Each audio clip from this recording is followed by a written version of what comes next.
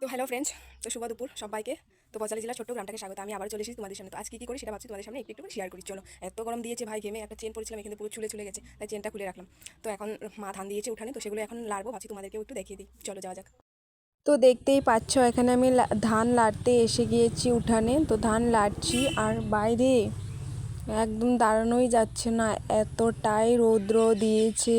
চোখ মেলে যে দেখবো তাকিয়ে সেটাও দেখা যাচ্ছে না, মানে এতটা রৌদ্র দিয়েছে। মনে হচ্ছিল একদম সবারই মানে কি বলবো, টেমাটা একদম গরম হয়ে গেছে, মানে এতটাই রৌদ্র দিয়েছে। এই কয়দিন জানো তো কি হয়েছে, বৃষ্টি দিলে বৃষ্টি পড়ে, আবার রৌদ্র দিলে রৌদ্রই। তো সেরকমটাই হয়েছে। কয়দিন আগে বৃষ্টি প্রচণ্ড পড়ে গেছে, এখন রৌদ্র দিয়েছে। তো কিছু করার নাই, যেহেতু মাও কাজ করছিল, দুপুরে গরমে রান্না করছিল, তাই ভাবলাম আমি একটু ধানগুলো লেড়ে দিই। তো একটা কিছু করতেই হবে কাজ। তো রোদ্রে মা বলছিল দুটো কাঁচা লঙ্কা এনে দিতে, কেননা রান্নাঘরে কাঁচা লঙ্কা শেষ হয়ে গেছে।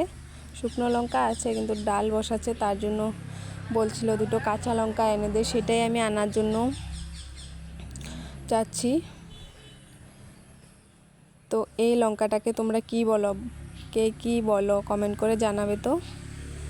তো এই লঙ্কাই আমি ছিঁড়তে গেছিলাম, সেই দুটো নিয়েই মার সামনে এনে দিলাম। যেহেতু ডাল বসাচ্ছে তাই তোমাদেরকেও দেখিয়ে দিলাম।